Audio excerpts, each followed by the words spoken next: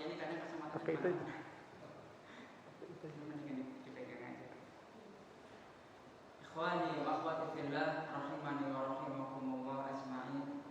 Gimana kabar antum semuanya?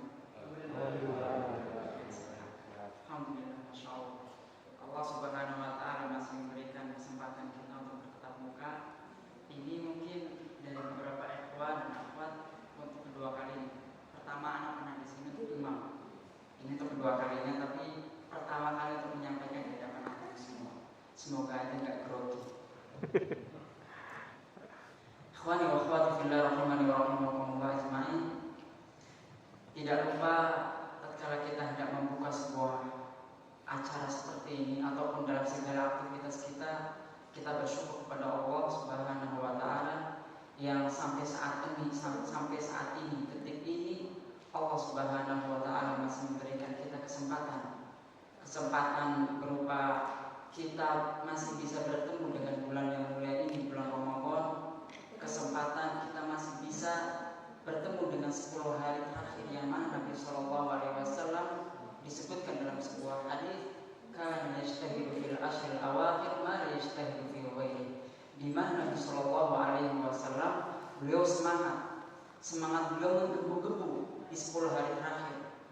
Di mana Nabi Shallallahu Alaihi Wasallam enggak sebesar itu semangatnya di waktu-waktu lain. Dan Nabi Shallallahu Alaihi Wasallam dalam 10 hari terakhir ini mensyariatkan yang namanya i'tikaf. Dahulu Nabi Shallallahu Alaihi Wasallam i'tikaf di 10 hari pertama dari bulan Ramadan dalam rangka untuk mendapatkan malam Lailatul Qadar. Kemudian beliau Shallallahu Alaihi Wasallam i'tikaf di 10 hari kedua sampai datanglah kabar bahwa dan jelas bahwa Lailatul Qadar turun di 10 hari terakhir dari bulan Ramadan. Kemudian Nabi Shallallahu Alaihi Wasallam menghidupkan 10 hari terakhir dari bulan Ramadan. Disebutkan dalam sebuah hadis bahwa kan Nabi Shallallahu Alaihi Wasallam ya'taqifu fil ashril awakhir hatta tawaffahu Allah thumma a'taqafa azwajuhu min ba'di. Di mana Nabi Shallallahu Alaihi Wasallam beliau i'tikaf di 10 hari terakhir sampai beliau meninggal. Hal itu menunjukkan bahwa beliau senantiasa mudawam i'tikaf di 10 hari terakhir sampai beliau wafat, kemudian dilanjutkan oleh istri-istri beliau. Hal ini menunjukkan apa? Menunjukkan bahwa i'tikaf disyariatkan untuk pria dan untuk wanita, tapi tentunya dengan metode yang enggak menentang syariat. Perempuan di tempat sendiri, laki-laki di tempat sendiri. Alhamdulillah sekarang disediakan tempat khusus untuk wanita dan untuk pria. Semoga apa yang sekarang antum sekalian lakukan diterima oleh Allah Subhanahu wa Ta'ala. Dan terkadang keluar pertanyaan, apakah i'tikaf itu harus 10 hari terakhir? Ataukah ada batasan tertentu di mana orang bisa dikatakan i'tikaf?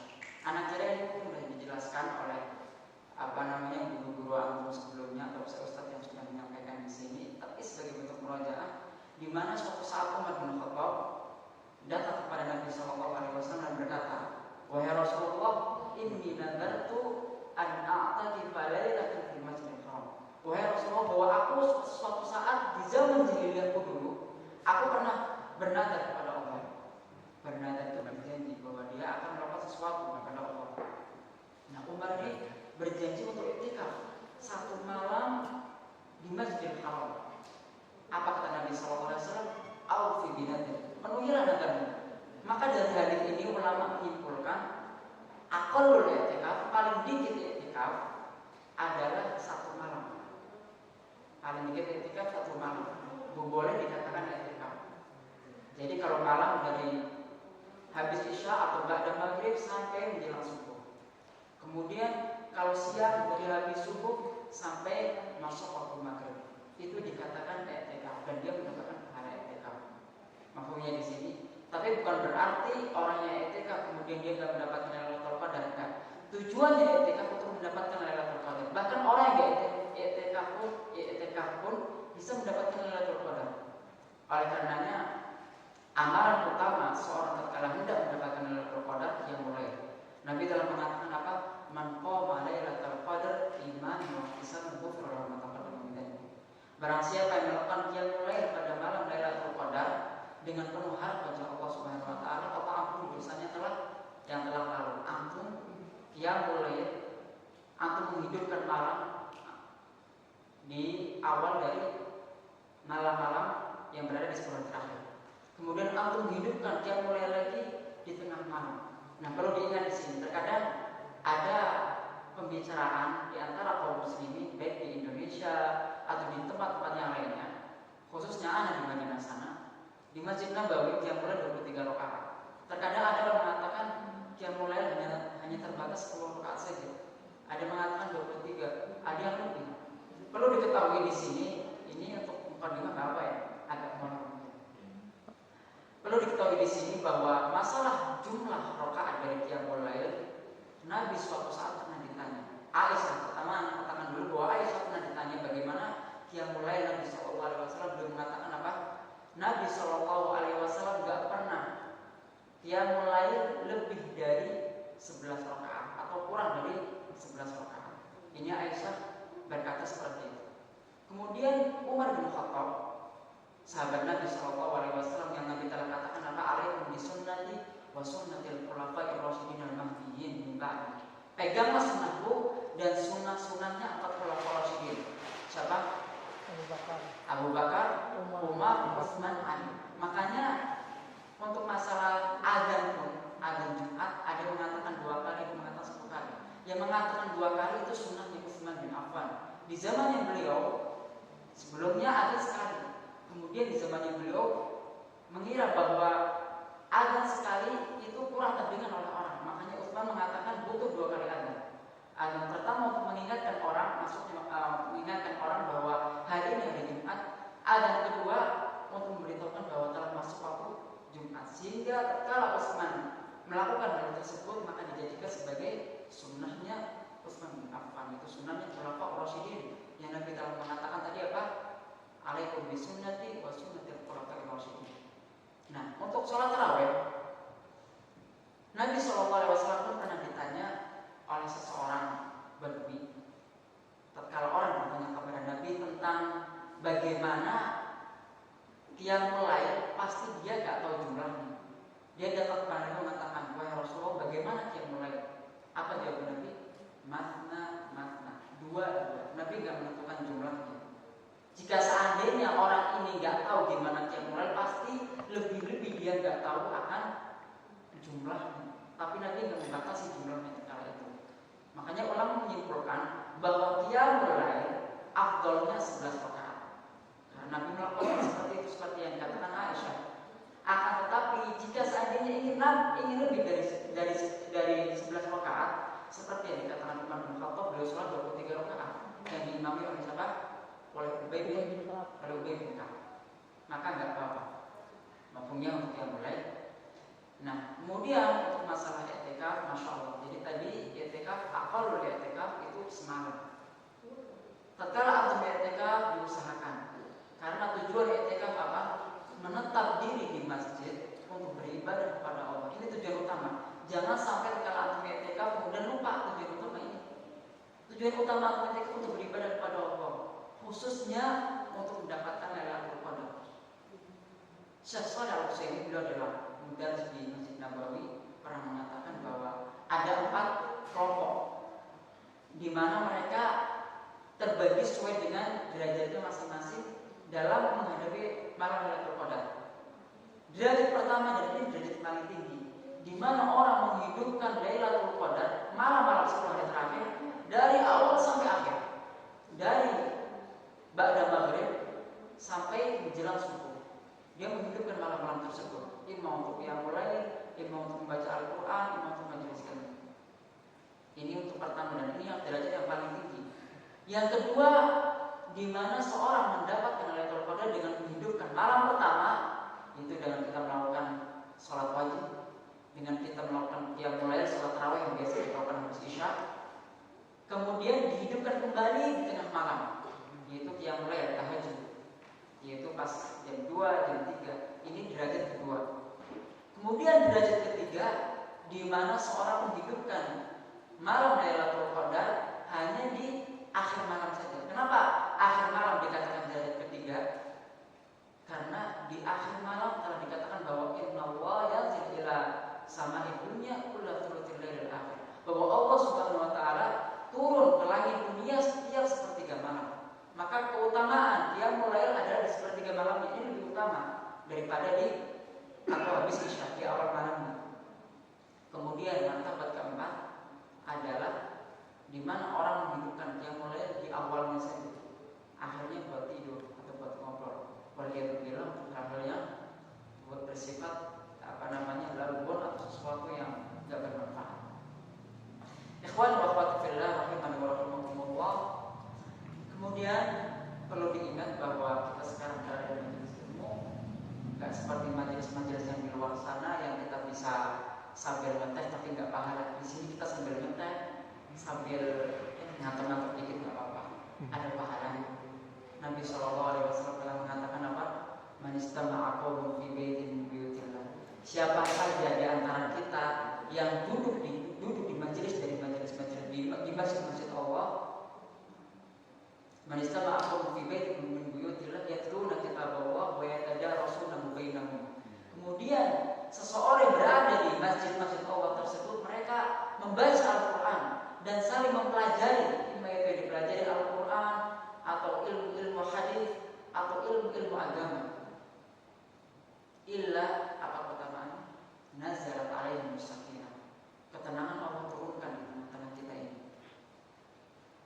Ketenangan yang mana orang-orang di luar sana mencari-cari. Kadang orang bingung, orang kaya udah punya uang banyak, sudah mengeluarkan semua hartanya demi kenyamanan diri, tapi masih tidak dapat ketenangan juga. Datang ke majelis ilmu. Allah telah menjanjikan dan Nabi SAW telah mengatakan bahwa Allah akan turunkan sakinah, ketenangan. Wa wasiyatuhum rahmah. Kemudian rahmat Allah itu akan menaungi kita. Rahmat Allah akan menaungi kita. Siapa di antara kita yang hidup bisa tanpa dengan rahmat Allah? Enggak mungkin. Kita bisa bernafas, itu bagian dari rahmat Allah. Allah turunkan rahmat ini di tengah-tengah kita, di tengah-tengah orang yang sedang duduk di majelis ilmu. Wa haffathumul malaikah. Kemudian malaikat itu makhluk yang paling mulia di antara makhluk-makhluk Allah yang Allah ciptakan dari cahaya, yang gak pernah melakukan kesalahan, itu datang ke bumi menaungi kita. Itu kalau kita lihat masya Allah ajib banget. Kalau misalkan kayak di film-film itu, malaikat yang punya sayap-sayap naungin kita, yang satu sayapnya aja dari barat ke timur nutupin di ufuk. Itu malaikat gak cuma satu, malaikat menaungi kita semua. Wa dzakarahumullahu fi man 'indah. Dan ini keutamaan yang gak kalah besar. Allah sebut nama-nama antum semua satu-satu. Yang nyebutin siapa? Allah Subhanahu wa taala, bukan bos antum, bukan anak, bukan kiai antum, bukan, tapi Allah Subhanahu wa taala. Rabbul Jalali wal Ikram, yang punya antum semua, yang punya seluruh alam semesta ini. Allah yang nyebut antum di hadapan siapa? Bukan di hadapan orang-orang kaya, sama kayak kita yang masih melakukan kesalahan, yang masih melakukan kecurangan untuk mendapatkan harga, bukan. Tapi di antara malaikat-malaikat yang mulia, Allah sebutkan nama-nama kita dengan sebutan nama yang paling baik. Mungkin kalau di dunia ada namanya Pak Ijo kalau di Jawa gitu ya, biasa buat contoh-contoh yang lucu-lucu gitu. Tapi Allah sebutkan nama Pak Ijo di langit, di sisi para malaikat yang mulia, maka nama itu menjadi mulia. Sekarang kalau kita, nama kita disebutkan sama presiden aja, datang Jokowi ke sini, masya Allah, kemudian kita nama antum satu persatu dipuji, masya Allah, fulan kerjanya bagus, nggak pernah tidur ketika kerja, ketika kajian rajin di masjid, sedekah mulu. Antum seneng nggak kira-kira? Wah, udah deg-degan kepalanya kali. Itu bukan presiden, tapi Allah yang menyebutkan. Allah yang menyebutkan. Maka sebuah kemuliaan yang besar yang kita dapatkan di majelis ilmu. Dan Allah pun, dan Nabi SAW pun mengatakan, man salaka thariqan yaltamisu fihi ilman sahalallahu lahu bihi tariqan. Barang siapa yang meniti jalan menuntut ilmu, mempelajari agama, apapun agamanya. Nabi telah mengatakan, balighuan kalau ayat, sampaikan kepada gua tersebut ayat. Selama itu benar dan orang yang menyampaikan telah mumpuni dan mengetahui ilmu tersebut, aku sudah berada di majelis ilmu dan Allah akan mudahkan jalan-jalan antum ke surga. Siapa di antara kita yang enggak mengharap surga Allah? Ada di antara kita yang mengharapkan neraka? Kalau enggak mengharapkan surga, kita mengharapkan neraka. Karena kita seorang mukmin meyakini dan mengimani akan dua tersebut. Balasnya Allah nantinya akan sediakan untuk kita iman surga, iman neraka. Kalau nggak milih surga, berarti milihnya apa? Neraka. Ada yang milih neraka. Yang dikatakan bahwa panasnya api neraka itu nggak ada bandingannya dengan panasnya api dunia. Adabnya Allah Subhanahu Wa Taala yang Allah sediakan di neraka itu nggak ada bandingannya dengan adab yang pernah aku lihat di dunia ini.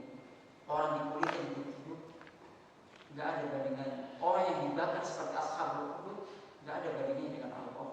Wa'alaikumsalam. Semoga Allah Subhanahu Wa Taala kumpulkan kita di surganya Allah Firdausil A'la. Ikhwani wa akhwati fillah, saudara-saudari yang dirahmati oleh Allah Subhanahu Wa Taala. Tatkala kita membahas tentang rahmat Allah, sebuah pembahasan yang sangat luas. Kalau kita mau membicarakan tentang rahmat Allah, itu nggak cukup waktu. Bahkan umur hidup kita untuk membicarakan rahmat Allah nggak akan cukup. Karena rahmat Allah sangat luas. Mari kita mulai dari menikmati nikmat-nikmat yang telah Allah berikan. Karena nikmat-nikmat tersebut bagian dari rahmat Allah. Terkadang, tapi sebelum itu ana ingin mengatakan, ana mengangkat judul ini karena di luar sana ana sering mendapatkan. Bahkan tatkala anak perjalanan dari Madinah ke Indonesia, ada TKI bareng sama anak. Bahkan tatkala anak ketemu di bandara, ada TKI pun berkata, "Oh, kok gak adil banget sama saya? Saya kerja jauh-jauh, tapi saya dapat cuma kayak gini doang." Bayangkan, kawan, kita yang bernapas pun pemberian Allah, tangan dari Allah, mata dari Allah, semua anggota badan kita dari Allah Subhanahu Wa Taala. Ada orang masih berani ngomong, padahal Allah Sami'un Basir, Maha mendengar Allah. Seperti halnya tatkala kita ngomong di depan bos kita yang sudah ngasih fasilitas kita, rumah dikasih bos kita, mobil dikasih bos kita, bahkan istri pun dikasih bos kita tentunya. Itu tatkala kita ngomong di depan bos kita, udah nggak beradab, mungkin bos kita akan ngajar kita. Tapi kita berani-beraninya ngomong seperti itu untuk Allah Subhanahu Wa Taala, yang bahkan bumi yang kita pijak itu pun milik Allah. Semua yang ada pada diri kita milik Allah. Maka mari kita lihat bagaimana kenikmatan yang telah Allah berikan.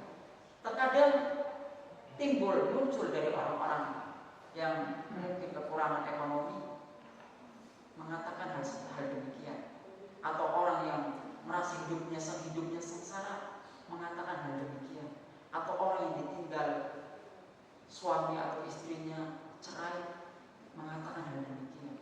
Mari kita lihat bagaimana kenikmatan Allah yang telah Allah berikan kepada kita. Pertama, khususnya untuk yang biasa mengatakan hal seperti ini, orang yang Allah Subhanahu Wa Taala uji dengan kekurangan harta. Tatkala kita berbicara tentang kenikmatan harta yang Allah Subhanahu Wa Taala titipkan, bukan kasih, Allah titipkan untuk kita berupa harta. Terkadang orang mengatakan, saya cuma bisa makan untuk sehari semalam, besok saya nggak tahu makan pakai apa. Kemudian dia melihat di luar sana banyak orang yang masya Allah hartanya berlimpah, padahal dia nggak taat sama Allah. Dia masih muda melakukan kemaksiatan, dia masih minum khamar terang-terangan, masih berzina terang-terangan. Akan tapi Allah beri dia kenikmatan yang lebih daripada saya, yang mana saya sudah taat, rajin sholat, 5 waktu nggak ketinggalan. Coba tatkala terbetik pikiran seperti itu bahkan di antara kita, karena pikiran seperti itu nggak hanya sekedar menimpa orang-orang miskin saja, bahkan orang yang kaya yang terkadang sudah tersedia semuanya, tapi karena Allah Subhanahu Wa Taala belum memberikan apa yang dia inginkan, terbetik pikiran seperti itu. Maka kita pilih kenikmatan yang Allah Subhanahu Wa Taala beri kepada kita, pandangan. Coba kita sekali datang ke rumah sakit, untuk orang yang nggak bisa melihat, tanya kepada mereka, kira-kira tatkala Allah Subhanahu Wa Taala pilihkan kepada Anda antara Allah mengembalikan pandangan Anda dengan Allah Subhanahu Wa Taala memberikan harta, pilih mana? Sekali tanya mereka. Coba sekali datangin orang yang nggak punya kedua tangan, tanya mereka, kedua tangan yang telah Allah ambil dari Anda, tatkala Allah pilihkan kepada Anda antara harta dengan kedua tangan, kira-kira pilih mana? Coba tanya kepada orang yang gak punya kaki. Coba tanyakan kepada orang yang setiap harinya harus datang ke rumah sakit untuk cuci darah. Coba tanya pada orang-orang yang Allah Subhanahu wa taala ambil dari mereka beberapa kenikmatan. Kira-kira apa yang mereka pilih? Harta ataupun kenikmatan yang Allah ambil? Bahkan antum semua di sini, kira-kira tatkala diberikan pilihan oleh Allah Subhanahu wa taala, imma antum diberikan kekayaan yang lebih dari apa yang antum miliki, dengan satu kenikmatan Allah ambil berupa mata antum ambil, berupa tangan Allah ambil. Mata yang sebelumnya antum bisa melihat pemandangan yang indah, tadabbur akal. Mata yang sebelumnya bisa antum melihat istri-istri antum yang cantik, anak-anak antum yang lucu. Tangan yang sebelumnya bisa antum gunakan untuk sedekah, yang biasanya antum gunakan untuk mengusap air mata istri antum, yang sebelumnya antum gunakan untuk mengusap kepala anak-anak antum dan orang-orang yatim. Setelah Allah ambil itu tangan, Allah ambil itu kaki antum, dengan pilihan Allah berikan harta yang berlimpah. Kira-kira mana yang antum pilih? Tentunya antum tidak memilih kenikmatan yang telah Allah berikan ini berupa anggota badan, karena ini kenikmatan yang besar. Jika seandainya satu mata aja seharga 100 juta misalkan, itu antum tatkala dihitung semua anggota badan yang telah Allah berikan kepada antum, berapa juta ya, berapa ratus juta yang sudah antum miliki. Ini hal seperti ini yang terkadang kita tidak terpikirkan. Makanya tatkala kita menilik dari apa yang telah Allah berikan kepada kita, bahkan satu suap nasi yang kita dapatkan untuk hari ini, satu suap nasi yang kita bisa berikan kepada istri kita, yang dengan kita berikan memiliki poin pahala di sisi Allah Subhanahu wa taala. Satu suap nasi yang bisa kita berikan kepada anak kita, yang dengan satu suap nasi itu anak kita minimal bisa diam untuk 1 jam. Di mana di luar sana ikhwan wa akhwati fillah, teman-teman anak orang Afrika, banyak mereka mendapatkan musibah yang lebih dari kita. Untuk mendapatkan makan, nggak sehari ikhwan, 1 bulan aja sulit. Bahkan kadang mereka, tatkala antum pengen tahu, itu badan-badan mereka sampai keris, tulang-tulang mereka sampai kelihatan.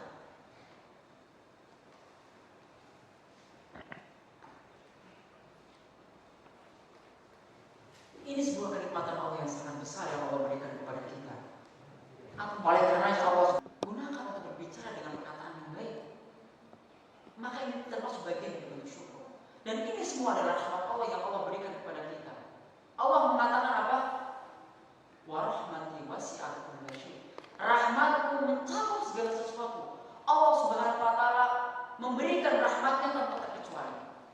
Orang yang beriman, orang kafir, orang yang fajir, orang yang sampai sekarang masih bermaksiat, orang yang taat, Allah berikan semua rahmat Allah Subhanahu wa taala. Dan Allah Subhanahu wa taala mengkhususkan sebuah rahmatnya untuk orang-orang yang beriman.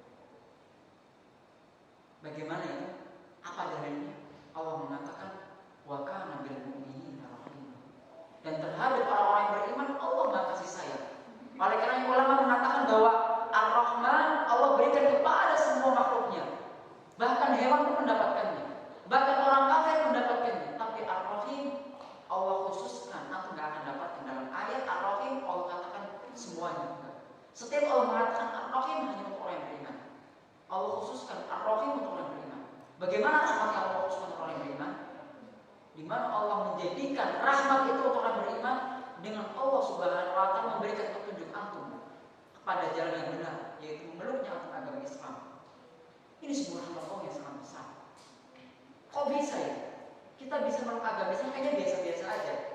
Ya kita paling salat 5 waktu, kita zakat fitri, kita puasa wajib, kita haji kalau mampu, ya gitu-gitu aja. Tapi bagaimana Islam yang Allah berikan kepada kita, yang Allah Subhanahu wa taala tunjukkan kepada kita sebuah rahmat Allah yang Allah khususkan untuk orang yang beriman.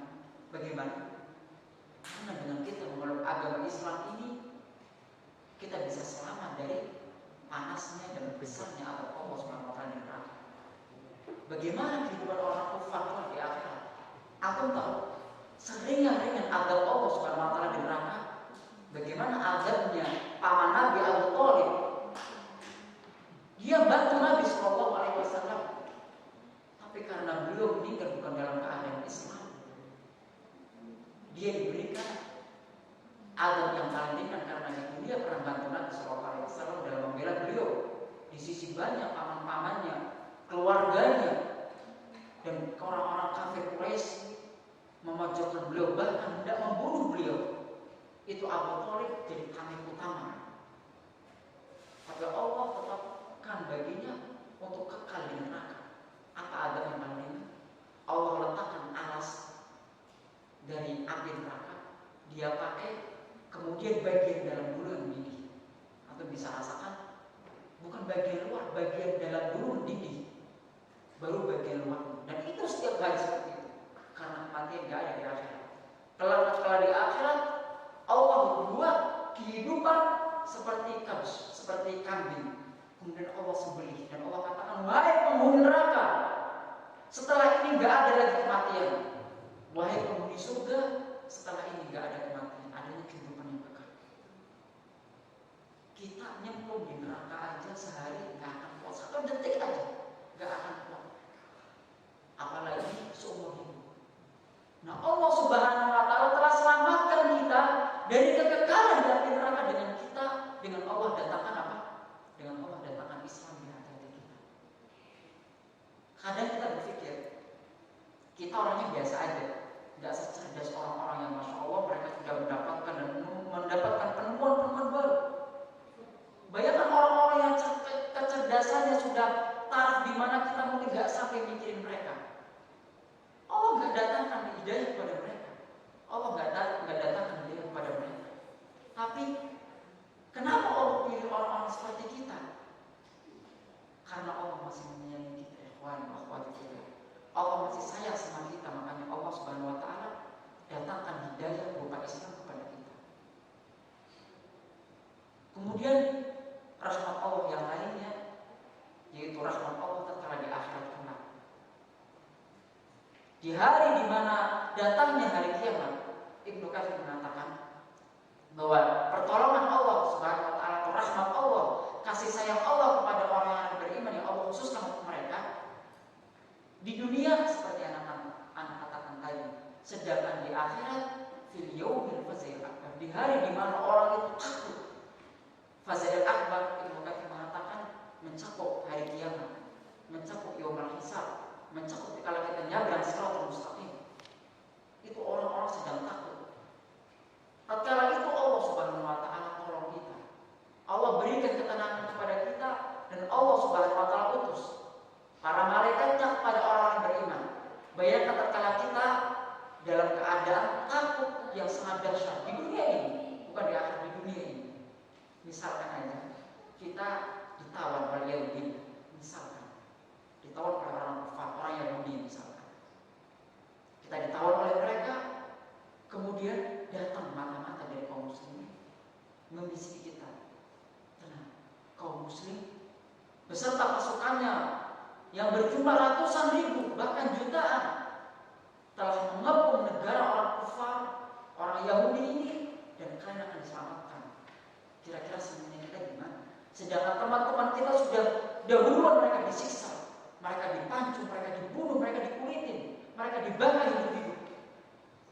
Kira-kira apa yang kita rasakan? Kita senang, itu nangis, kita nggak bisa, bahkan kita bisa mati karena sakit senangnya. Ini di dunia dalam keadaan seperti itu. Tatkala kita di akhirat kelak, tatkala kita menghadapi hari kiamat, bahkan seorang ibu yang sedang hamil itu bisa melahirkan seorang yang rambutnya hitam bisa menjadi uban, bisa menjadi putih karena saking dahsyatnya hari kiamat. Kemudian di hari hisab, di mana orang butuh naungan Allah, orang butuh pertolongan Allah Subhanahu wa Ta'ala. Tatkala itu Allah Subhanahu wa Ta'ala datangkan kepada orang yang beriman para malaikatnya dengan membawa bisyarah, kabar gembira, dengan mengatakan apa? Tenang, engkau telah selamat bagian dari penghuni surga dan engkau selamat dari adab yang Allah di neraka. Ini sebuah nikmat yang besar, rahmat Allah Subhanahu wa Ta'ala yang Allah berikan kepada kita. Oleh karenanya ikhwan wa akhwati fillah, bahwa rahmat Allah nggak ada batasnya yang Allah sampai sekarang masih berikan kepada kita. Rahmat Allah sangat luas. Oleh karena dalam sebuah hadis Nabi SAW sebutkan bahwa datang kepada Nabi SAW Wasallam atau didatangkan kepada Nabi Shallallahu Alaihi Wasallam tawanan perang kepada beliau. Jadi tawanan perang didatangkan kepada beliau Shallallahu Alaihi Wasallam suatu saat. Kemudian di antara tawanan tersebut terdapat imro'ah, terdapat seorang wanita yang dia mencari-cari anaknya. Kemudian tatkala dia mencari-cari anaknya, kira-kira gimana coba? Seorang ibu pertama, dia dalam keadaan tawanan. Seorang tawanan pikirannya imma dia akan dibunuh, imma dia akan dibayar oleh kaumnya, imma dia akan dijadikan budak. Ini seorang ibu tatkala itu sudah menjadi tawanan perang. Dia gak punya siapa-siapa lagi tatkala itu, hanya punya satu anaknya. Kemudian anaknya hilang, gak tahu kemana. Kemudian dia dapat anaknya. Dia peluk erat-erat, dia susui anak tersebut. Kemudian Nabi Shallallahu Alaihi Wasallam berkata kepada para sahabatnya, kira-kira ibu yang seperti ini mampukah dia, diberanikah dia melemparkan anaknya ke dalam kobaran api? Maka para sahabatnya bertanya-tanya, bagaimana mungkin seorang ibu tanpa keadaannya seperti itu aja fitrahnya sudah menyayangi anaknya. Makanya Allah katakan kalau ada seorang sahabat mengatakan, siapa yang berani mendapatkan kebaikanku? Maka Nabi mengatakan, ummuk, sumaman ummuk. Nabi katakan 3 kali, ibumu. Aku nasib sahabat ini. Orang yang paling berat mendapatkan kebaikanku adalah ibumu. 3 kali Nabi SAW. Kemudian siapa? Bapakmu. Ini dalam keadaan normal, apalagi dalam keadaan seperti itu. Maka kasih sayang seorang ibu lebih memuncak. Dia gak punya siapa-siapa lagi kecuali anaknya kala itu.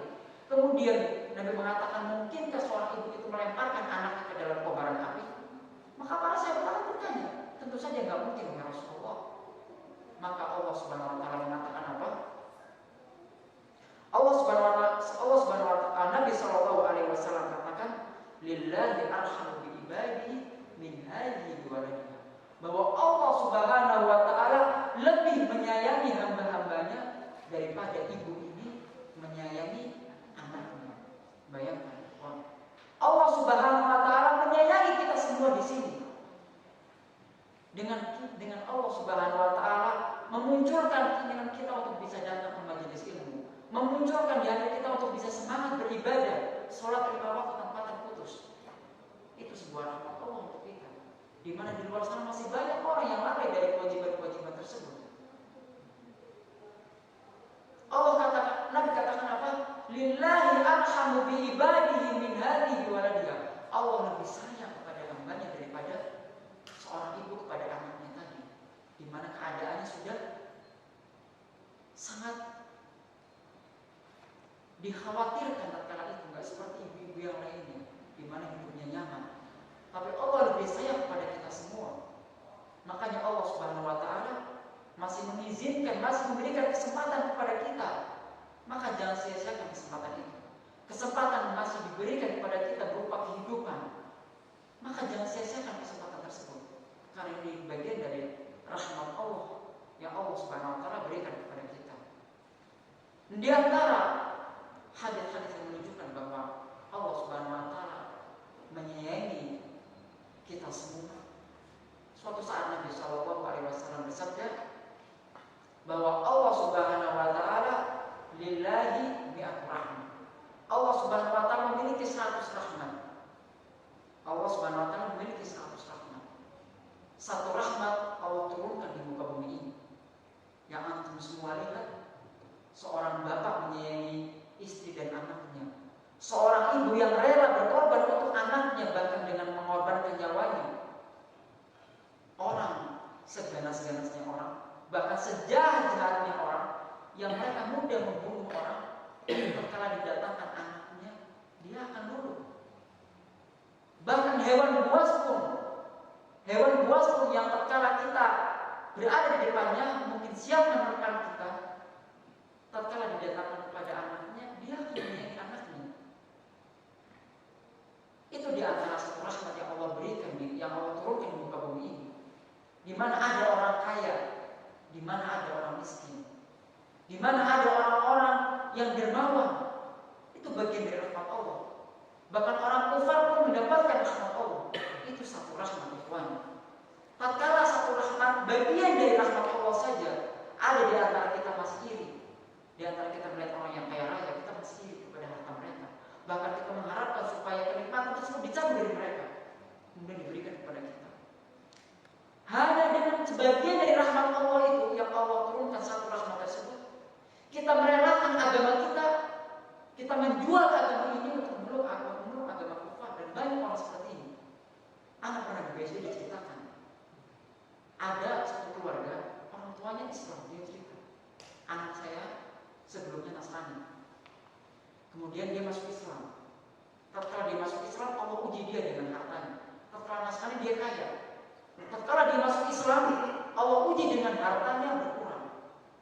Bisnisnya bangkrut, dia balik lagi ke kafir. Allah jadikan dia kaya raya lagi. Bayangkan ini sebuah cobaan yang sangat besar bagi dia. Hanya demi sebagian rahmat Allah yang satu tadi, orang mengorbankan agamanya.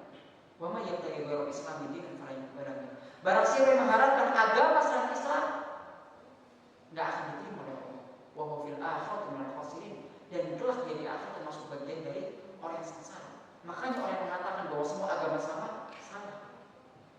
Allah telah mengatakan inna dina indallahi al-Islam. Agama yang Allah ridhoi hanya Islam saja. Ini orang hanya untuk mendapatkan sebagian dari sebuah rahmat tersebut, dia merelakan agamanya. Kemudian bagaimana jika seandainya dikumpulkan semua rahmat tersebut atau potongan-potongan rahmat Allah yang Allah turunkan di muka bumi ini menjadi satu rahmat tadi, kemudian dihadapkan kepada orang tersebut, kira-kira jadi apa itu orang? Dia langsung pingsan melihat besarnya rahmat Allah. Ini satu rahmat. Kemudian Allah katakan apa? Dan Allah sediakan 99 rahmat untuk hambanya beriman kelak di akhir. 99 rahmat Allah sediakan. Satu rahmat aja, bagian-bagian kecil dari satu rahmat tersebut, kita melihat di sekitar kita sudah terkadang membuat kita iri.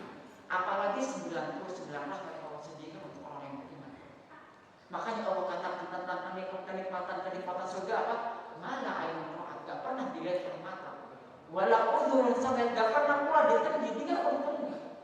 Walau khatar ala qalbi bashar, gak pernah pula dalam hati pada hati setiap manusia. Itu kenikmatan surga. Dan ini rahmat Allah yang Allah sediakan untuk orang beriman berapa? 99 rahmat. Tatkala kita bayangkan aja gak mungkin kita bisa bayangin betapa besar rahmat Allah Subhanahu wa taala yang Allah sediakan untuk orang-orang beriman padanya. Kemudian di antara bentuk rahmat Allah Subhanahu wa taala kepada hamba-hambanya, Allah Subhanahu wa taala jadikan kemudahan dalam agama ini. Kita dapatin banyak para khatib, para ustaz-ustaz banyak menyampaikan bahwa agama ini mudah. Allah katakan, "Wa ma ja'ala 'alaikum fid dini min haraj." Allah enggak pernah jadikan agama ini untuk mempersulit kalian, enggak pernah. Allah katakan juga, "Yuridu Allahu bikumul yusra wa la yuridu bikumul usra." Allah ingin bagi kalian itu kemudahan, tapi kesulitan. Allah mengatakan, "Yuridu Allahu an yukhaffifa ankum." Allah menginginkan untuk meringankan kalian. Banyak dalam ayat Allah menyebutkan. Antum bayangkan sholat 5 waktu yang kita biasa laksanakan tiap harinya. Dikala Nabi SAW sedang Isra Mi'raj, Allah wajibkan kepada Nabi SAW khamsuna salatan fi yawmin wa laylah. 50 salat sehari semalam, bayangkan. 50 kali salat Allah wajibkan kepada umat ini Muhammad. Tatkala Nabi Muhammad SAW turun bertemu dengan Nabi Musa AS. Kemudian Nabi Musa bertanya, apa yang Allah telah wajibkan kita beribadah sehingga kita bisa merasakan halawatul iman, kita bisa merasakan manisnya ibadah. Sekali-kali ketika kita sholat kita perlu baca bisa banyak-banyak. Qul huwallahu ahad, baca. Antum tadaburi atau baca itu artinya sebelum sholat. Antum memenuhi ibadah. Sehingga kalau antum benar-benar beribadah dengan khusyuk, antum akan mendapatkan pahala yang Allah Subhanahu wa taala sediakan. Apalagi kalau antum melaksanakannya bersama dengan imam berjamaah. Karena laki-laki wajib jamaah di masjid. Ini sebagai bentuk rahmat Allah Subhanahu wa taala. Allah ringankan 50 kali sholat menjadi 5 kali sholat. Bukankah Allah Subhanahu wa taala mengatakan bahwa ittakhadha ilaihi sabila? Bukankah Nabi sallallahu alaihi wasallam mengatakan yang semisalnya pula? Allah dan Nabi-Nya mewajibkan haji untuk orang yang mampu. Jika seandainya Allah wajibkan haji untuk semua orang, kira-kira bagaimana terbebaninya umat ini? Bukankah Nabi dan Allah Subhanahu wa taala ringankan untuk orang yang sabar untuk batal dari puasanya kemudian diwajibkan untuk mengqadha setelahnya? Bukankah Allah dan Nabi-Nya sallallahu alaihi wasallam meringankan yang salat zuhur sebelumnya 4 rakaat menjadi 2 rakaat? Bukankah Allah Subhanahu wa taala menjadikan sholat yang sebelumnya harus berdiri, harus rukuk, harus sujud, kemudian tatkala kita nggak bisa, misalkan kita dalam keadaan waliyadzubillah dan keadaan stop, la yukallifullahu nafsan illa wus'aha, Allah nggak akan membebani kecuali dengan apa yang dia mampu. Cukup dia menggerakkan matanya, dia nggak bisa menggerakkan matanya sebisanya. Itulah mudahnya agama Islam. Makanya dia mengatakan apa? Yassiru wa la tu'assiru, permudahlah jangan mempersulit. Itu Nabi mengatakan seperti itu. Wa basyiru wa la tunaffiru, berilah kabar gembira kepada manusia, jangan buat mereka lari. Orang-orang yang sering berkeluar bahkan di luar sana, sampai-sampai mereka mengatakan bahwa bom bunuh diri adalah bagian dari Islam, mereka tidak pernah baca hadis tersebut. Nabi mengatakan basyiru, apalagi yang mereka bunuh adalah orang-orang kaum muslimin, apalagi mereka yang dibunuh adalah orang kafir dhimmi yang telah dilindungi oleh negara ini. Padahal Nabi telah mengatakan apa? Man qatala mu'ahadan lam yarah raihatal jannah. Barang siapa yang membunuh orang kafir mu'ahad yang berada di perjanjian dengan kaum muslimin, dia enggak mencium surga. Itu Nabi yang ngomong. Islam memiliki adab-adab sendiri, bahkan kalau perang memiliki adabnya. Enggak boleh pohon aja enggak boleh dipotong. Bangunan enggak boleh dihancurkan. Anak-anak, perempuan, rohib, ahli ibadah, pendeta nggak boleh dibunuh oleh Islam. Ini baiknya Islam. Makanya kalau kita benar-benar ingin mengetahui bagaimana kasih sayang Allah yang Allah letakkan dalam agama ini, pelajari Islam sebenarnya. Maka kita akan mengetahui hakikat dari Islam itu sendiri. Islam nggak pernah ngajarin kekerasan. Bahkan yang antum lihat hal itu, yang orang dipancung, antum mungkin lihat secara keras. Tapi bayangkan masalah yang terjadi setelahnya. Pembunuhan di negara ini banyak sekali. Hanya larinya penjara 22 tahun bisa ditebus uang. Atau berapa tahun. Di Saudi atau melihat sangat sedikit sekali pembunuhan. Perzinaan sangat minim. Inilah hakikat dari Islam. Orang mencuri dipotong tangan. Tapi sekali dipotong tangan, banyak orang akhirnya nggak mau mencuri setelah itu. Ini hakikat dari sebenarnya Islam. Jangan kita lihat hanya sekedar sekasat mata keras, kemudian kita katakan Islam mengajarkan keras. Enggak. Kita sebagai orang pemeluk agama Islam harus bangga. Umar mengatakan apa? Nahnu qaumun a'azzanallahu bil Islam. Kita suatu kaum yang Allah wajibkan dengan Islam, yang telah Allah muliakan kita dengan agama ini. Famahmat tawaina bi ghairi agama Allah. Tatkala ada di antara kita mengharapkan kemuliaan bukan dari agama ini, Allah hinakan. Anda bisa lihat di luar sana, orang Islam hanya sebagai tanda pengenal saja, tapi hakikatnya aktivitasnya jauh dari aktivitas kaum muslimin. Allah hinakan mereka. Allah sallallahu alaihim, Allah jadikan mereka di bawah naungan orang-orang kufar.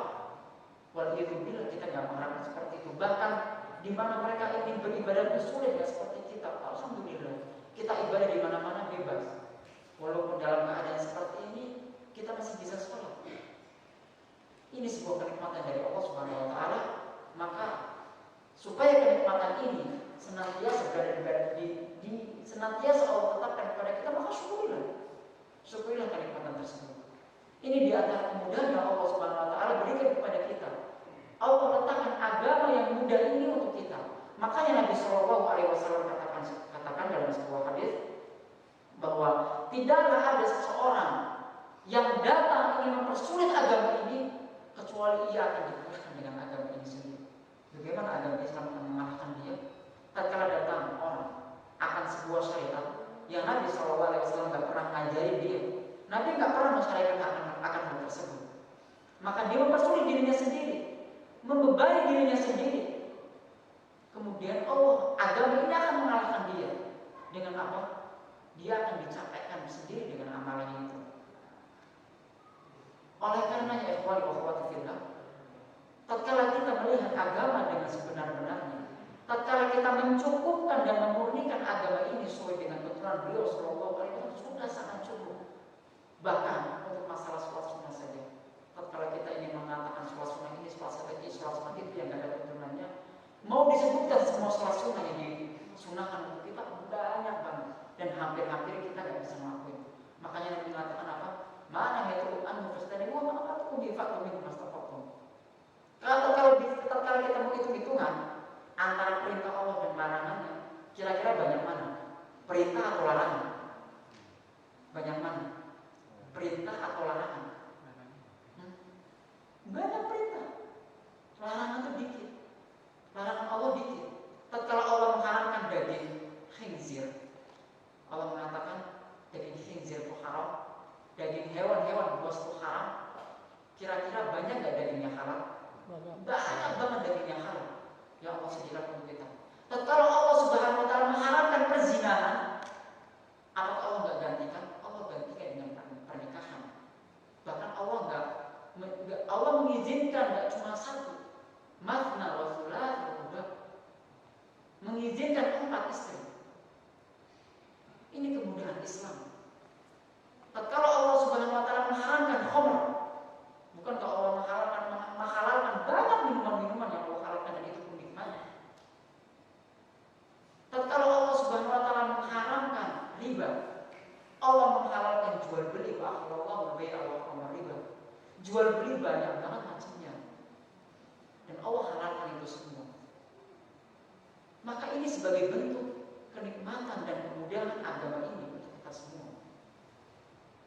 Dan di antara kemudahan yang Allah Subhanahu wa taala berikan kepada kita dalam agama ini, tatkala antum melihat umat-umat sebelumnya, di mana Allah mengatakan apa? Fatubu ila bari'ikum faqtulu anfusakum dzalikum khairun lakum inda bari'ikum fataba 'alaikum.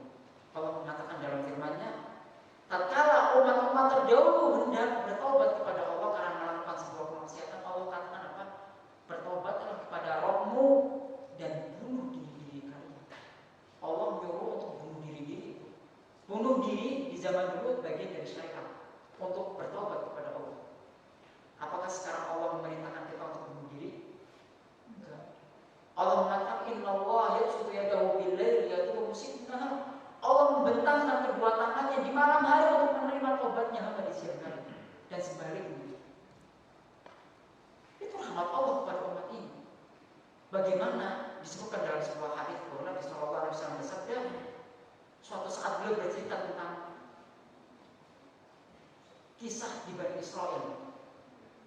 Ada anjing yang dia kehausan, hampir mati karena kehausan, dan dia berada di sumur. Kemudian datang bagian di bawah ya Bani Israel, wanita pezina dari wanita-wanita nakal dari Bani Israel, melihat itu anjing kehausan. Kemudian dia turun itu ke sumur, dia ambil khufnya, ambil sepatunya, dia isi air dari air sumur itu, dia berikan kepada anjing tersebut. Nabi katakan apa? Allah ampuni itu dosanya. Ghafarallahu laha. Itu dosa-dosa berzina dia, padahal perbuatan zina termasuk kabair, termasuk dosa-dosa besar. Allah ampuni dia. Hanya apa coba?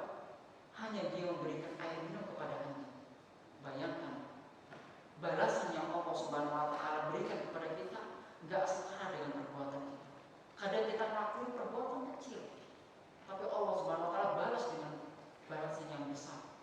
Bahkan puasa kita yang Allah telah, yang Nabi sallallahu alaihi wasallam telah katakan bahwa kullu amalin ibni adam lahu illa siyam fa innahu li wa'azim. Semua amalan yang dilakukan oleh anak Adam dari sebuah ibadah itu untuknya, miliknya. Dia udah tahu pahalanya 10 kali lipat, kemudian dilipat gandakan menjadi 300 kali lipat. Tapi puasanya Allah sediakan. Makanya Allah katakan apa? Lisa'il farhatan. Nabi katakan seperti itu. Orang yang berpuasa mendapatkan 2 kenikmatan. Kenikmatan pertama, dia di mana dia, atau kegembiraan pertama, dia gembira tatkala iftar. Ini kenikmatan dunia. Kegembiraan kedua indahnya Rabbi. Setelah dia bertemu dengan Allah, Allah telah sediakan pahala-pahala puasanya yang kita nggak tahu pahalanya. Dan pahala sabar pun bagian dari pahala yang nggak ada batasnya. Innama yuwaffas-sabiruna ajrahum bighairi hisab. Balasan orang yang bersabar itu nggak ada batasnya. Makanya tatkala ada orang ngomong sabarku terbatas, jadi kamu jangan melakukan meding, itu salah. Sabar gak ada batasnya, makanya Allah pun sediakan balasan gak ada batasnya. Makanya berkali-kali tatkala datang kepada Nabi SAW minta wasiat, ausini, apa kata Nabi? La taghdab. Sampai berkali-kali Nabi mengatakan la taghdab, jangan kau marah, suruh bersabar. Ini wasiat Nabi SAW seorang tersebut. Jadi ikhwan wa akhwat fillah rahimani wa rahimakumullah ajma'in, bahwa Allah Subhanahu wa taala sebagai bentuk rahmat Allah Subhanahu wa taala kepada umat ini, Allah Subhanahu wa taala jadikan umat ini kemudahan, enggak seperti umat-umat sebelumnya. Ini di antara bentuk rahmat Allah. Antum tahu bagaimana umat-umat terdahulu kalau mereka melakukan kemaksiatan? Allah katakan dalam sebuah ayat yang berkaitan dengan azab yang setiap saat umat-umat terdahulu kalau mereka melakukan sebuah kemaksiatan dan mereka bermaksiat kepada nabi-nabi mereka, Allah turunkan kepada mereka azab langsung. Allah katakan dalam firman-Nya, "Wa ma kana Allahu liyu'adzibahum wa anta fihim, wa ma kana Allahu mu'adzibahum wa hum yastaghfirun." Wa ma kana Allahu liyu'adzibahum wa anta fihim. Allah enggak akan selamanya mengadab umat ini selama engkau wahai Muhammad berada di situ. Ini janji Allah langsung. Allah enggak akan mengadab umat ini selama engkau wahai Muhammad berada di situ. Selama beliau masih hidup. Kemudian Allah lanjutkan, "Wa ma kana Allahu mu'adzibahum wa hum yastaghfirun." Dan Allah pula enggak akan mengadab umat ini selama ada di antara umat ini yang beristighfar kepada-Nya. Bayangkan, antum tahu bagaimana umat-umat terdahulu tatkala mereka melakukan kemaksiatan, Allah langsung turunkan kepada mereka azab dan mencakup semuanya kepada orang beriman. Mari kita lihat bagaimana kaum Nuh alaihissalam tatkala mereka durhaka kepada Nabi Nuh alaihissalam, Allah timpakan kepada mereka adalah apa? At-tufan, angin puting beliung yang memporak-porandakan mereka. Kemudian Allah Subhanahu wa taala bukakan pintu-pintu langit untuk menurunkan hujan sederas-derasnya. Allah bukakan mata air yang berada di bumi sehingga dia keluar sederas-derasnya, sehingga menenggelamkan gunung-gunung, bahkan anaknya Nabi Nuh. Tatkala Nabi Nuh meminta untuk menaiki bahtera, apa jawabannya? Enggak, saya cukup naik gunung saja selamat. Tapi Allah Subhanahu wa taala jadikan anaknya termasuk bagian orang-orang yang tidak beriman kepadanya sehingga Allah tenggelamkan mereka. Allah telah menyatakan dalam firman-Nya, "Fakadzabuhu fa'anjaynahu walladzina ma'ahu fil fulk wa aghraqna alladzina kadzabu bi ayatina innahum kanu qauman 'amin." Mereka mendustakan Nuh alaihissalam, fa'anjaynahu walladzina ma'ahu, maka Allah selamatkan Nuh dan orang-orang yang beriman dengannya. Kemudian Allah Subhanahu wa taala tenggelamkan orang-orang yang durhaka kepadanya. Sungguh mereka adalah kaum yang buta. Mari kita lihat bagaimana umat selanjutnya, kaum Lut alaihissalam. Antum tahu bagaimana kehidupan kaum Lut? Mereka menghalalkan perkumpulan sesama jenis, laki-laki dengan laki-laki, perempuan dengan perempuan. Bahkan istrinya Nabi Lut pun termasuk bagian dari mereka. Bahkan tatkala Allah Subhanahu wa taala utus malaikat yang menyerupai manusia dengan kegantengannya, itu datang kaum Nabi Lut ingin itu mengambil dua malaikat tadi yang menyerupai manusia tadi. Sampai Nabi Lut sampai Nabi Lut mengatakan bahwa saya punya anak, nikahi saja anak saya ini. Tapi akhirnya kaum Nabi Lut tetap menentang perintah Nabi Lut alaihissalam. Allah timpakan apa? Allah timpakan soyha, suara yang menggelegar. Allah timpakan hasiban, angin puting beliung yang keras. Allah Subhanahu wa taala angkat bumi itu ke langit, kemudian Allah balikan dan Allah kembalikan ke bumi lagi. Kemudian Allah Subhanahu wa taala timpakan hujan mereka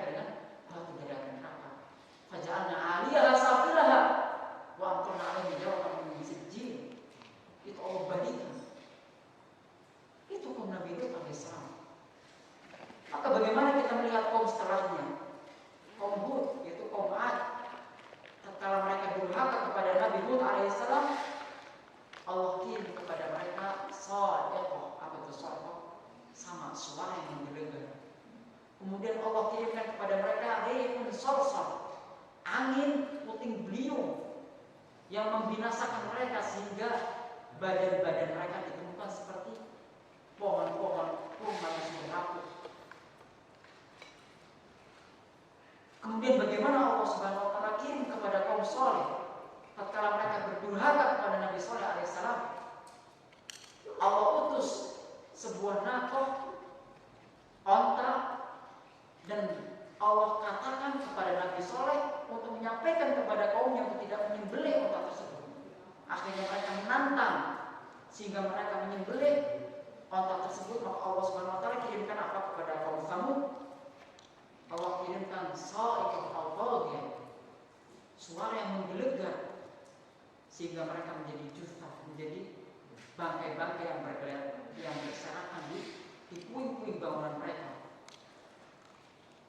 Bagaimana Allah Subhanahu wa taala timpakan kepada kaum Syuaib yang mereka curang dalam membuat takaran. Sama Allah Subhanahu wa taala kirimkan kepada mereka pula rajfatun dan sayhah. Allah kirimkan kepada mereka gempa bumi sehingga rumah-rumah mereka hancur dan badan-badan mereka bergeletakan begitu saja. Nah, kalau Allah Subhanahu wa taala turunkan kepada mereka azab, itu mereka langsung hancurkan satu umat. Hanya orang-orang beriman saja yang Allah selamatkan. Tapi karena rahmat Allah kepada umat ini, Allah Subhanahu wa taala tiadakan azab tersebut. Sedangkan istilah-istilah yang biasa kita sebutkan azab-azab yang terjadi kadang di banjir bandang, gempa bumi, longsor, kita katakan azab. Kadang istilah seperti itu sudah menjadi umum. Tapi sebenarnya itu bukan azab. Karena kalau Allah turunkan azab, satu umat Allah binasakan. Dan kalau Allah turunkan azab kepada Nabi Muhammad, satu umat ini selain orang beriman, Allah timpakan membinasakan semuanya. Tapi berbeda istilah azab yang biasa dipakai di sini, yang biasa kita pakai dengan azab yang diistilahkan oleh Allah SWT dalam firman-Nya. Dan ini bagian dari rahmat Allah Subhanahu wa taala. Sampai jam berapa?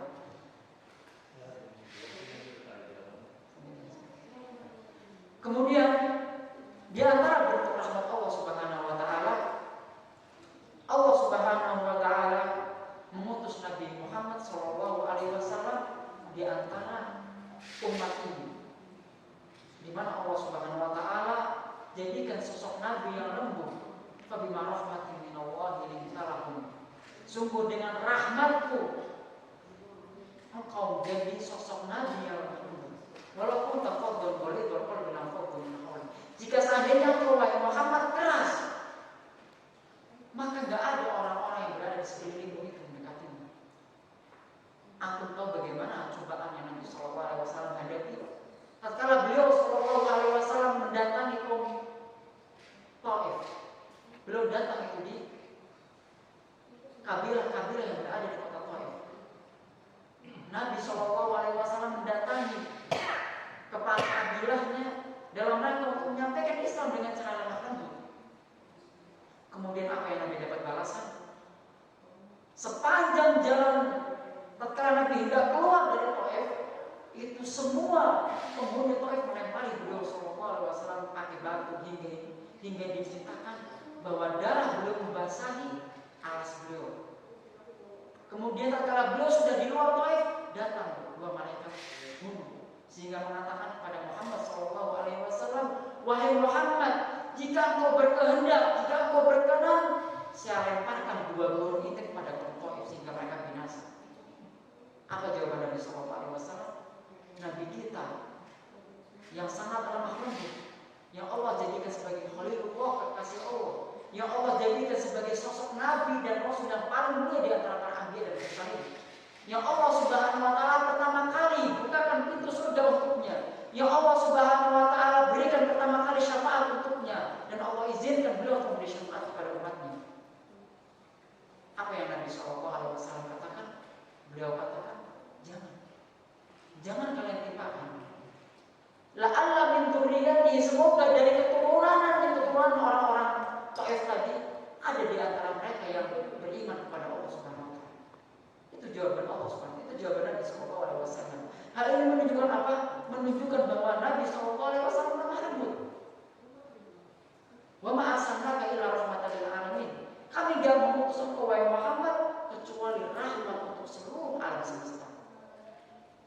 Maka diutus Nabi Muhammad sebagai bentuk rahmat Allah kepada kita. Bayangkan jika seandainya Nabi Muhammad tidak diutus kepada kita, bagaimana keadaan kita sekarang?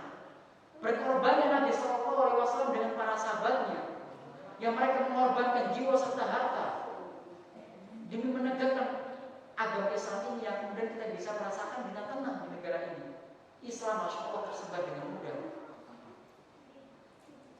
Kita bisa haji aman dulu enggak? Orang mau haji aja, mereka pakai onta sudah takut di tengah jalan mau mati apa enggak. Makanya perjalanan safar tatkala ini 10 adab, setengah adab. Sangat dahsyat dahulu. Enggak seperti kita dalam keadaan sekarang, walaupun tetap aja safar tetap dikatakan 10 adab. Karena pasti ketika kita sedang dalam keadaan safar itu enggak senikmat seperti halnya keadaan-keadaan kita tatkala mungkin. Tapi dalam kulli hal ikhwani wa akhwati fillah, bahwa diutusnya Nabi Muhammad SAW adalah bentuk perhatian Allah, bentuk kasih sayang Allah kepada kita semua. Kemudian di antara kasih sayang Allah Subhanahu wa taala atau sebuah kisah yang menunjukkan akan kasih sayang Allah Subhanahu wa taala dalam sebuah hadis yang panjang, Rasulullah SAW menceritakan dalam hadis yang disebutkan dalam riwayat Bukhari dan Muslim, bahwa hadis ini dibawakan oleh Abdullah bin Mas'ud. Beliau berkata, atau Rasulullah SAW bersabda, sungguhnya aku mengetahui penghuni neraka yang paling terakhir keluar darinya dan penghuni surga yang paling terakhir masuk dalamnya. Nabi SAW katakan dalam hadisnya, inni la'alamu akhir ahli nari khurujan minha wa akhir ahli jannati dukhulal jannah rajulun yakhruju minan nari habwan. Seseorang yang keluar dari api neraka dalam keadaan merayap. Fayaqulu Allah tabaraka wa ta'ala lahu idhhab fadkhulil jannah fayatiha fayukhayyal ilayhi annaha mal'a fayarji fayaqul ya Rabb wajadtuha mal'a. Allah Subhanahu wa taala katakan kepada laki-laki tersebut yang terakhir dia keluar dari api neraka, pergilah ke dalam surga. Kemudian dia pergi dan dia dibayangkan bahwa semua atau bahwa surga telah penuh oleh penghuninya. Maka dia datang dan berkata kepada Allah Subhanahu wa taala, wahai Rabbku, surga telah penuh. Kemudian Allah berkata untuk kedua kalinya, pergilah engkau ke dalam surga dan masuklah ke dalamnya. Maka laki-laki itu pun pergi dan dia dibayangkan yukhayyal lahu annaha mal'a, bahwa surga telah penuh. Kemudian Allah Subhanahu wa taala kemudian dia kembali lagi kepada Allah dan mengatakan bahwa surga telah penuh. Maka Allah Subhanahu wa taala mengatakan kepadanya, idhab fadkhulil jannah fa inna laka mithlad dunya wa aswata amthaliha. Kemudian Allah Subhanahu wa taala katakan kepadanya, pergilah engkau ke surga dan bagimu seperti surga itu dan 10 kali lipat darinya. Bayangkan. Kemudian dalam akhir hadis disebutkan bahwa Nabi SAW terbahak-bahak tatkala hamba ini yang terakhir masuk surga, dia mengatakan, wahai Rabb, apakah engkau menghinaku karena aku adalah orang yang terakhir masuk surga? Apakah engkau ingin menertawaiku padahal engkau adalah raja di raja? Orang ini merasa takjub dengan kenikmatan yang Allah berikan kepadanya. Bayangkan, dia habis dikeluarkan dari api neraka, udah jadi hitam, yang diceritakan dalam riwayat lain bahwa Allah sirami dia dengan air kehidupan sehingga kembali lagi seperti semula. Dia merasa terhina ketika Allah katakan akan diberikan surga dan 10 kali lipatnya kenikmatan tersebut. Sehingga Nabi SAW tertawa sampai kelihatan gigi geraham karena pertanyaan hamba tersebut. Kemudian Nabi SAW katakan, "Dzaka adna ahlil jannati manzilatan." Dan itulah orang yang paling rendah derajatnya di dunia. Bayangkan, derajat yang paling rendah di dunia itu 10 kali lipat kenikmatan yang kita dapatkan di dunia ini. Yang didapat para raja, karena disebutkan dalam riwayat lain yang disebutkan dalam riwayat Muslim, dikatakan atallahu ayyakuna laka mithlu mulki malakin min muluki dunia, apakah engkau ridho tatkala aku berikan kepadamu sebuah kenikmatan, sebuah kerajaan yang dimiliki oleh raja di antara raja-raja dunia? Maka seorang hamba ini mengatakan, ya Rabb, raditu ya Rabb, saya ridho wahai Rabbku. Fayaqul laka dzalik wa mithluhu wa mithluhu wa mithluhu wa mithluhu. Maka Nabi SAW mengatakan, bagimu itu kenikmatan yang dimiliki raja itu, wa mithluhu wa mithluhu wa mithluhu, 5 kali lipat dikatakan. Kemudian Allah Subhanahu wa taala, kemudian orang itu mengatakan, begitu ya Rabb, saya ridho wahai Rabbku. Kemudian Allah Subhanahu wa taala mengatakan lagi, hadza laka wa asyratu amthalihi wa laka mastahat nafsuka wa ladat ainuka. Milikmu tadi kenikmatan yang Allah katakan 5 kali lipat, kemudian Allah katakan hadza laka wa asyratu amthalihi, untukmu itu dan 10 kali lipat dari itu. Bayangkan, ini kedudukan yang paling rendah dari penghuni surga. Kemudian Musa alaihissalam berkata dalam lanjutan hadis ini, bagaimana dengan penghuni surga yang derajatnya paling tinggi? Maka Allah Subhanahu wa taala katakan, ulaika alladzina aradtu wa rastu karamatahum, mereka adalah orang-orang pilihan yang telah aku sediakan kemuliaan mereka, yang aku sembunyikan itu semua, yang gak pernah terlihat oleh mata, gak pernah terlihat oleh, gak pernah terdengar oleh telinga, dan gak pernah terbetik pada hati kita. Ini kenikmatan yang paling rendah dari penghuni surga. Ini menunjukkan betapa dahsyatnya rahmat Allah Subhanahu wa taala kepada kita semua. Oleh karenanya, ikhwani fillah, azza wa jalla, maka tatkala kita mengetahui betapa dahsyatnya kenikmatan Allah, betapa dahsyatnya kasih sayang Allah kepada kita, kita manfaatkan kenikmatan tersebut. Kita manfaatkan rahmat Allah tersebut. Jangan kemudian tatkala kita meyakini bahwa Allah sangat kasih sayang kepada kita, kemudian kita yang masih bermaksiat kita tunda taubat hingga nanti. Jangan. Kita nggak tahu kapan kematian datang. Nabi mengatakan apa? Innallaha yaqbalu taubata ahadikum ma lam yughargir. Allah itu akan senantiasa menerima taubat hambanya selama ruh itu belum sampai tenggorokannya. Maka selama Allah masih memberikan kesempatan kepada kita, manfaatkan kesempatan tersebut. Allah Subhanahu wa taala masih memberikan kesempatan kepada kita untuk bertemu dengan bulan yang mulia ini, manfaatkan. Kita sudah berada di malam ke-28. Sisanya jangan lalai. Jangan mentang-mentang ada yang mengatakan malam 27. Karena para ulama menyatakan arja, malam yang paling diharapkan turunnya malam Lailatul Qadar itu malam ke-27. Tapi Allah tetap Nabi tetap mengatakan taharrau Lailatul Qadar fil ashr awakhir fi witrin. Nabi tetap mengatakan apa? Carilah malam Lailatul Qadar di 10 hari terakhir, di ganjil-ganjilnya kalau bisa. Tapi Nabi enggak mengkhususkan malam tertentu. Maka ambil semua malam yang masih tersisa. Karena tanda-tanda hanyalah tanda-tanda. Seperti halnya kita mengatakan bahwa mendungnya langit adalah tanda-tanda dari hujan, tapi belum tentu kalau hujan turun dikala mendung. Kita terus mengharap 3 tahun ada di antara kita yang ngisi selama 83 tahun untuk ibadah. Tapi Allah telah menjanjikan Lailatul Qadar khairun min alfi syahr, lebih baik dari 1000 bulan. Maka ini kasih sayang Allah, ini rahmat Allah yang Allah berikan. Ini sebuah bentuk perhatian Allah kepada kita. Allah masih berkenan memberikan kesempatan kita bertemu dengan Ramadan, dan berkenan memberikan kesempatan kepada kita untuk bertemu dengan 10 hari terakhir. Maka manfaatkan sebaik-baiknya. Mungkin ini saja yang bisa saya sampaikan. Aku qouli hada. Wassalamualaikum warahmatullahi wabarakatuh. Waalaikumsalam. Tapi mungkin sebelumnya ada pertanyaan. Iya, Ustaz pernah ya? Ya, nggak apa-apa. Nggak apa-apa nih. Iya, ada salam Ustaz. Demikian tadi yang tadi sampaikan materi dari Ustaz Haji Abdullah. Mungkin seperti biasa sebelum kita untuk ada waktu untuk tanya jawab, mungkin dari jamaah dua pertanyaan aja ya. Karena nanti Ustaz juga mau ngasih pertanyaan bahwa jamaah dan Ustaz ngasih hadiah 2 buku buat 2 penanya.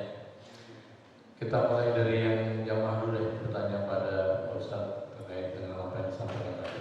Silakan. Fadhil, dia nanya kan? Tanya sebelum ditanya. Sholat sebelum disolatkan. Nanya. Ada yang mau nanya? Apa kalau ada kepanjangan nanti kali ya? Atau hilang semua kayaknya nih. Pembahasannya udah terlalu rumah kan?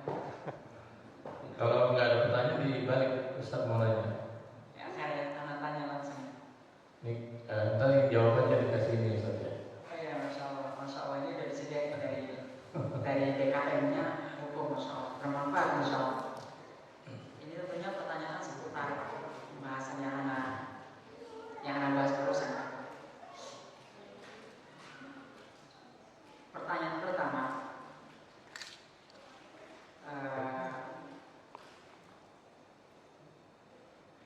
sebutkan satu kisah yang Nabi Shallallahu Alaihi Wasallam yang anda sebutkan tadi yang berkaitan dengan luasnya ampunan Allah Subhanahu Wa Taala yang berkaitan dengan umat terdahulu.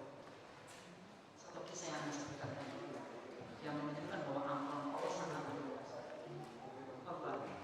Apa bisa?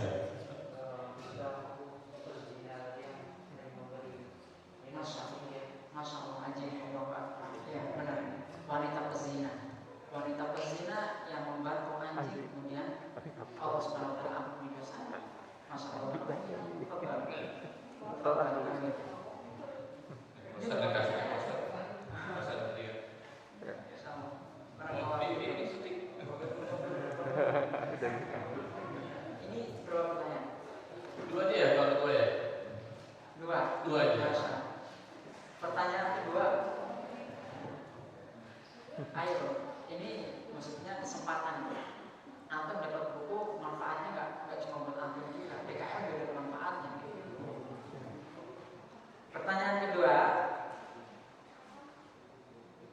ini kalau misalkan anak tanya masalah dalil, hafal kira-kira gak ya? Sebutkan aja deh. Sebutkan aja dalil yang paling pendek yang anda sampaikan tadi. Yang udah angkat tangan ya angkat lagi ya. Nanti diambil lagi. Kalau enggak terjemahannya. Satu dalil tadi anda sebutkan dari ayat pendek banget. Warahmati wasi'at kulla syai'. Masya Allah. Betul. Masya Allah. Benar, warahmati wasi'at kulla syai'.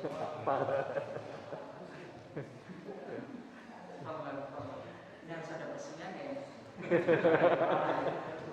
Masya Allah. Oh ibadah itu. Sudah. Aku tahu masih cuma dua doang sih ya punya ya. Ada satu lagi. Waduh. Satu lagi Ustaz. Ya, satu lagi ini giliran dari bagian perempuannya nih. Ya.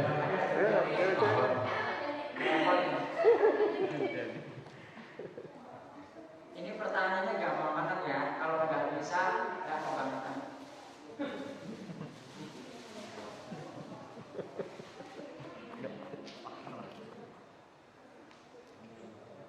Sebutkan satu contoh kasih sayang Allah kepada kita dalam agama ini. Keringinan apa yang Allah berikan kepada kita dalam agama ini aja. Yang tadi Anda sebutin. Kembali. Keringanan kan keringanan. Kalau misalnya yang tadi Ustaz sebutin, yang perzinahan juga juga pernikahan. Perzinahan. Paling apa sih gitu? Lagi yang lain. Gimana para bapak-bapak itu setuju nggak? Perzinahan dikasih Menikah. bisa. Cuma kurang tepat. Tapi nggak apa-apa. Yang lain misalnya. Kalau mau analogisnya tambahin. Di antara contohnya banyak tadi seperti sholat 5 hari, sholat di safar, haji. Itu termasuk bagian dari keringanan yang Allah berikan. Benar. Barakallahu fiik. Fadhil.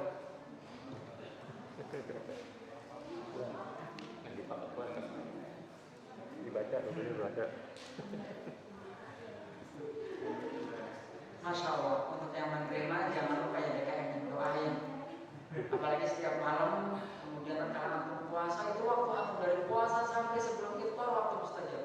Doain DKM supaya diberi lancar rezeki. Apa? Oh, infak dari siapa? Masya Allah, Masya Allah. Infak dari jamaah DKM juga termasuk bagian. Masya Allah. Barakallahu fikum. Nakhtatim bidua kafaratul majlis. Subhanallah wa bihamdihi. Wassalamualaikum warahmatullahi wabarakatuh.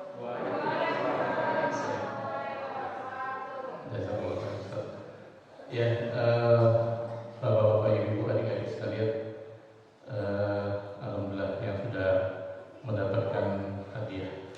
Mudah-mudahan bukunya bermanfaat untuk dibaca supaya lebih menambah pencerahan untuk kita semua. Syukur-syukur udah yang baca nanti gantian ngomong di depan. Baik, kita tutup acara kajian untuk ketika pada malam hari ini, malam ke-28. Mudah-mudahan banyak hal yang kita bisa dapatkan dan kita selalu berdoa semoga Allah ridho terhadap apa yang kita kerjakan pada malam hari ini. Kita tutup dengan baca